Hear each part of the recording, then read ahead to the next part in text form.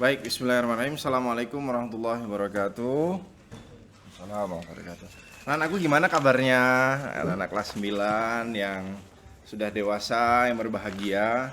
Di pertemuan kemuhammadiyahan kali ini, Ustadz ingin kembali sharing video pembelajaran tentang bagaimana Pak Kiai Haji Azhar Bashir, ya, Azhar Bashir yang kemudian menarik bagi kita untuk kita bahas. Kalau dengar kata Kiai Haji Azhar Bashir, maka Kiai Haji Azhar ini yang Ustadz ingat ya di memori Ustadz, memang beliau adalah kiai terakhir yang jadi ketua PP Muhammadiyah. Dalam artian sebelum beliau itu ketua PP Muhammadiyah selalu diidentikan dengan sebutan kiai. Tapi kemudian semenjak kepengurusan beliau pernah nyampaikan dalam pengajiannya, dia bilang gini, Kiai Muhammadiyah itu harus punya ciri khas, tidak boleh lagi kemudian Kiai Muhammadiyah itu hanya mengkaji kitab-kitab kuning saja, kitab-kitab yang kemudian klasik ya, yang kemudian impactnya terhadap masyarakat tidak begitu signifikan. Maksudnya dampaknya Kiai di Muhammadiyah itu harus memiliki kebermanfaatan secara sosial dan menjadi solusi di tengah-tengah masyarakat. Maka dari itu semenjak Kiai Haji Azhar Bashir ini, banyak ketua PP Muhammadiyah itu bergelar sarjana pendidikan, profesor doktor yang mentok begitu dari gelar akademiknya. Karena salah satunya beliau sampaikan memang periode dia itu 90 sampai 95 waktu itu. Jadi kita bilang sudah mulai belasan ini Kiai Haji Azhar Bashir ini ketua PP Muhammadiyah. Beliau adalah setelah Fakih Usman kemarin, Air Fahrudin setelah kita bahas. Air Fahrudin memimpin selama 24 tahun ya, ketua PP terlama. Nah, kemudian lanjut Kiai Haji Azhar Bashir. Mari kita bahas lebih dalam video ini. Ya, kita lihat dulu bumpernya.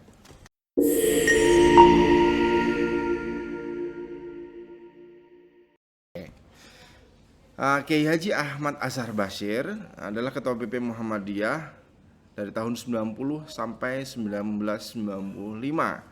Meski demikian beliau meninggal pada periode 1994 begitu. Nah, oleh karena itu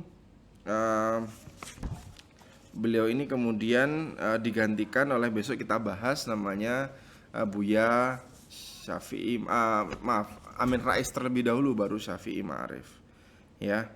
Jadi beliau meninggal di 28 Juni 1994. Berarti dalam pertengahan periodenya beliau juga, sama seperti Fakih Usman yang hanya di tengah-tengah periodenya dia, bahkan masih 7 hari kemudian dipanggil oleh Yang Maha Kuasa. Oleh sebab itu memang anakku sekalian, ajal itu tidak membatasi ya umur ataupun urutan kita yang muda kemudian meninggalnya terakhir, tidak.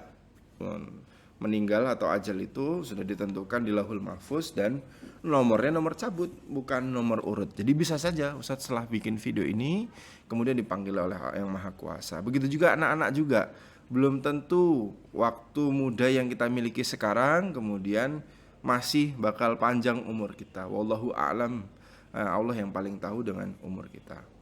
Nah, kita balik lagi, beliau ini tokoh yang karismatik. Selain memang A.R. Fahrudin juga berkesan begitu ya, karismatik itu meninggalkan memiliki karisma, memiliki kesan yang mendalam. Jadi di segi pejuang perang Sabil juga, dia ini masa SMA-nya setelah lepas dari Madrasah Mubalighin 3 atau Tabligh School Muhammadiyah, kemarin saya jelaskan bahwa dulu ada mu'allimin, mu'allimat, mubalighin, mubalighat, dan zu'imin dan zu'imat itu, yang sekarang tinggal mu'alliminnya saja. Mubalighin ini dulu dipersiapkan memang untuk jadi kader dakwah, untuk kemudian bisa mendakwahkan Islam dari mimbar ke mimbar maupun juga dengan tulisan. Nah, salah satu kadernya ada beliau. Lepas dari situ di tingkatan SMA, dia masuk ke masa revolusi, bergabung pada Kesatuan TNI Hizbullah. Yang dulu kita kenal Hizbullah ini salah satu tinggalannya sekarang adalah Hizbul Waton ya, atau pecinta tanah air. Kalau Hizbullah ini kan maksudnya tentaranya Allah. Nah, kemudian di Batolen 36 Yogyakarta. Ya, ini beliau karismanya luar biasa, tapi juga dikagumi oleh banyak orang dengan kecemerlangan intelektualnya. Nah, makanya Ustadz bilang tadi itu dia salah satu akademisi, dosen juga sampai dia lulus filsafat di UGM, sampai beliau menjelang akhir hayatnya maksud Ustadz, dan juga kerap disapa sebagai Kiai Haji Azhar Bashir. Di beberapa video yang saya tonton, ada PDM Magelang juga membuat video tentang Kiai Haji Azhar Bashir. Nah, ini menarik, beliau lahir di 21 November. Masa kecilnya dibesarkan di lingkungan masyarakat yang kuat, berpegang pada nilai agama di seputaran Kauman itu. Ya, karena disebut Kiai terakhir tadi itu, dia punya pengalaman sebagai Kiai malang melintang. Bahkan dari genetisnya saja, bapaknya Kiai Haji Azhar yaitu Kiai Bashir itu dulu muridnya Kiai Haji Hasyim Asy'ari. Bayangkan, tokoh besarnya NU, pendiri Nahdlatul Ulama dari Tebu Ireng, kemudian dia utus muridnya namanya Kiai Bashir, yakni bapaknya Azhar Bashir ini, untuk kemudian membantu dakwahnya Kiai Haji Ahmad Dahlan di Kauman. Karena letak geografisnya berkotaan, Kiai Haji Hasyim Asy'ari juga tahu nih, dikirimkan anak buahnya, anak muridnya yang kemudian santrinya yang kira-kira bisa membantu dakwah itu di daerah perkotaan. Ini kemudian membantu Kiai Haji Ahmad Dahlan. Ini betapa eratnya sebetulnya Muhammadiyah dan Nahdlatul Ulama di masa-masa awal itu, sesama kiai itu saling bantu.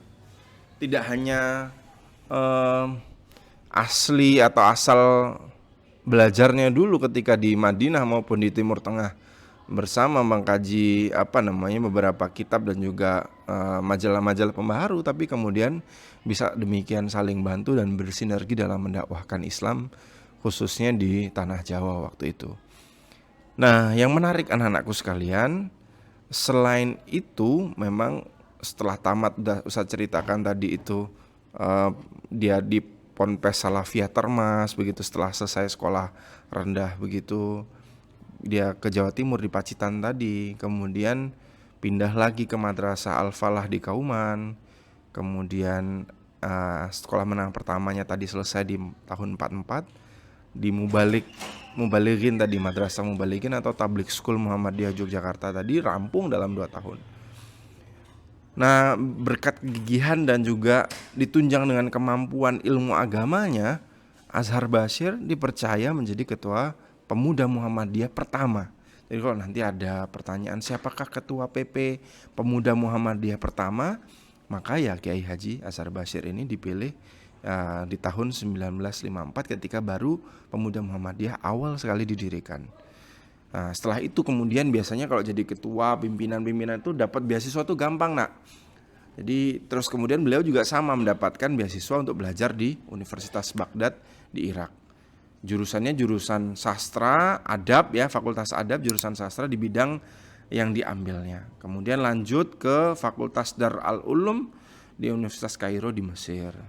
Nah, semenjak sekolah di Timur Tengah ini, beliau banyak kemudian bergaul dengan para ulama, termasuk juga di masa beliau Kahar Muzakir yang waktu itu juga kemudian kalau kita hubungkan dengan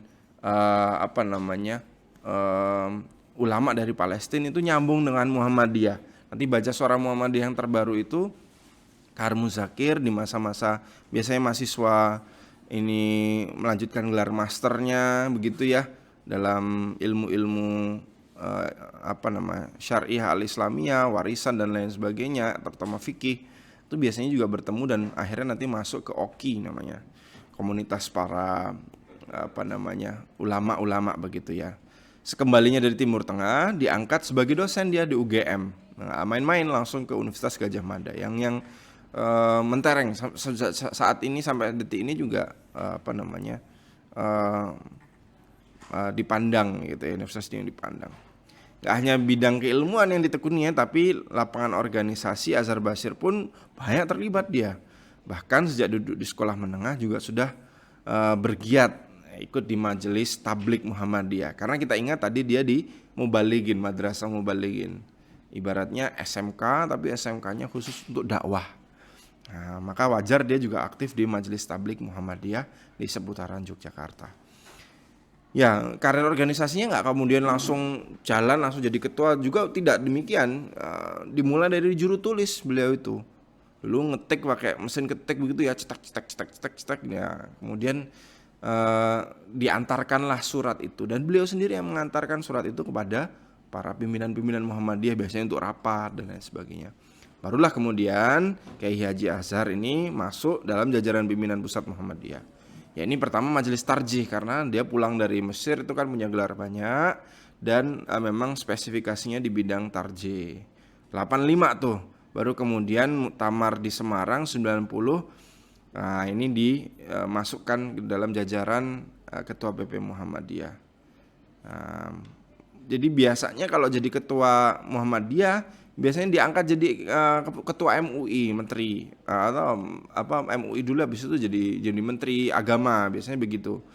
Jadi beliau juga kalau kita lihat foto yang mungkin Ustaz bisa tampilkan setelah ini, sempat jadi ketua MUI pusat, bahkan juga Dewan Pengawas Syariah Bank Muamalat, dan juga anggota MPR RI tahun 93 sampai 98. Ya.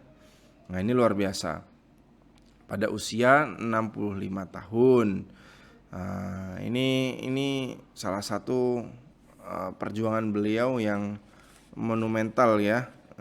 Ini kan 1998. Nah, nanti kita cek lagi ya, beliau itu meninggal di tahun berapa? Soalnya beberapa informasi yang Ustaz dapatkan di sini, ini beliau meninggal di 94.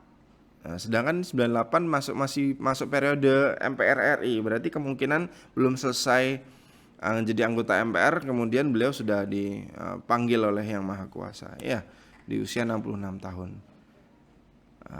Kemudian di Muktamar Muhammadiyah ke-42 di Yogyakarta, dia dipilih untuk menggantikan ketua PP Muhammadiyah waktu itu, yaitu Kiai Haji A.R. Fahrudin. Nah, beliau ini juga berkenaan dengan dimensi tasawuf dalam Muhammadiyah, berkehidupan yang tidak berlebihan. Bertasawuf tuh maksudnya kalau dalam tasawuf modernnya Buya Hamka ini disebutkan juga, beliau setuju menyatakan bahwa Muhammadiyah juga menganut tasawuf yang ditulis oleh Buya Hamka. Tapi tasawufnya tasawuf modern, bukan berarti Muhammadiyah menghindari akan kepemilikan harta benda dan lain sebagainya. Tapi harusnya harta benda itu dimanfaatkan sebaik-baiknya dalam jalan dakwah ini. Nah, jadi dapat dibilang Kiai Haji Azhar Bashir ini perpaduan nih antara ulama tapi juga intelektual akademisi. Oleh karena itu di bawah kepemimpinannya banyak juga program-program Muhammadiyah yang mengutamakan kepada pemberdayaan masyarakat, mencari solusi ekonomi masyarakat, bagaimana mengembangkan potensi ekonomi ibu-ibu begitu ya, yang cukup intens memunculkan kegiatan yang berbentuk pengajian dan kajian dalam mengurai berbagai persoalan keumatan dan juga pemikiran Islam. Banyak buku-bukunya, nanti kita bisa cek, nanti Ustaz tampilkan ini bukunya: Hukum Waris Islam, Sex Education, Citra Manusia Muslim, Mazhab Mu'tazilah, aliran rasionalisme dalam filsafat Islam, dan lain sebagainya. Beliau sangat diakui ya sebagai salah satu ahli fikih internasional yang juga disegani.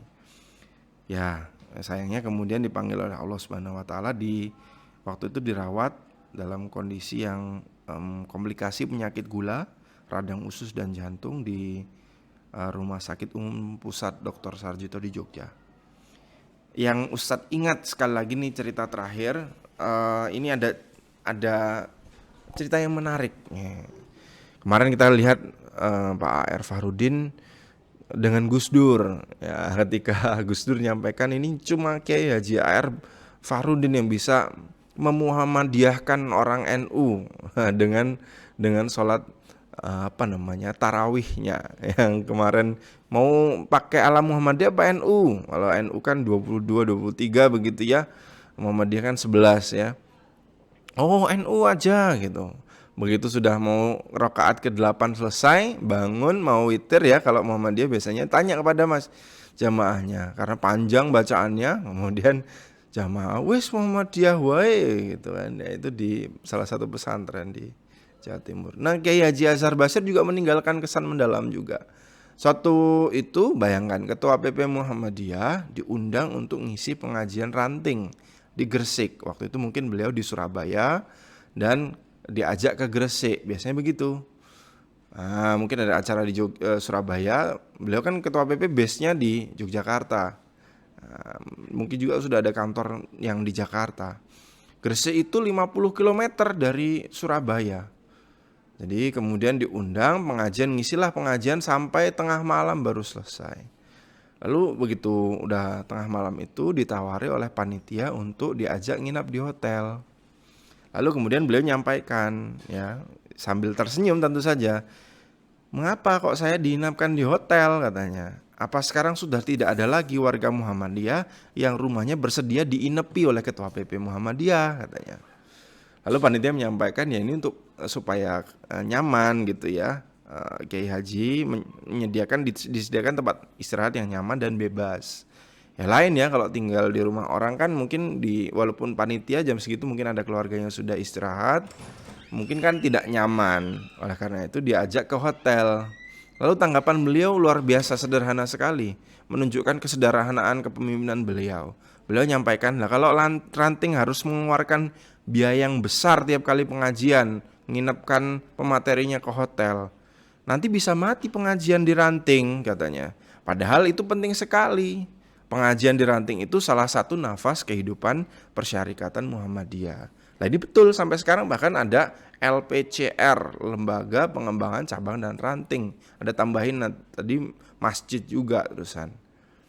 Nah ini kemudian sejak zaman itu pun Kiai Haji Azhar Basir concern terhadap pengajian di Muhammadiyah itu tidak boleh terlalu seremonial yang terlalu diagungkan pematerinya sampai dipesankan hotel. Karena biaya hotel anakku sekalian kalau belum pada tahu, ya kalau di tataran sekarang mungkin yang paling murah di atas 300 ya yang kualitasnya cukup memadai. Nggak mungkin di tataran dulu diinapkan di Oyo walaupun dulu belum ada Oyo ya. Kalau hotel-hotel di Jakarta udah 500.000 ke atas, ada yang jutaan juga. Ada The Westin dulu saat pernah dibayarin itu oleh kampus 3,5 juta per malam. Ini kan luar biasa. Kalau bayangkan ranting harus bayar dana mengeluarkan sebesar itu tiap kali pengajian. Nah itu kan nggak mungkin terjadi dan ini bayangkan ketua PP levelnya ya. Ketua PP itu ibaratnya presidennya Muhammadiyah. Beliau pun nggak begitu setuju kalau diinapkan di hotel di zaman itu. Apa sudah nggak ada lagi yang bisa diinepi dari anggota ranting ini gitu ya, masyarakat Muhammadiyah atau warga Muhammadiyah. Ini menunjukkan sebetulnya kesederhanaan beliau yang ya tadi itu memiliki pandangan tasawuf itu tadi, hidup itu ya zuhud saja gitu. Yang ada ya dimaksimalkan. Oleh sebab itu anak-anakku sekalian, kita bisa belajar banyak dari pribadi beliau ini. Kiai terakhir bukan berarti setelah beliau kemudian tidak ada lagi kiai beneran di Muhammadiyah, tapi kemudian banyak justru yang terpilih dari Profesor Dr. Amin Rais, Buya Profesor Dr. Ahmad Syafi'i Ma'arif, lanjutan itu juga Buya Kiai Haji Din Samsudin, baru kemudian ada Pak Ketua PP Muhammadiyah kita sekarang. Anak-anakku sekalian, demikian untuk materi Ahmad Azhar Basir. Kita bertemu lagi di pertemuan berikutnya. Terima kasih atas perhatiannya. Nasrullah wa fathun qarib wa basyiril mu'minin. Wassalamualaikum warahmatullahi wabarakatuh. Ustaz pamit. Assalamualaikum.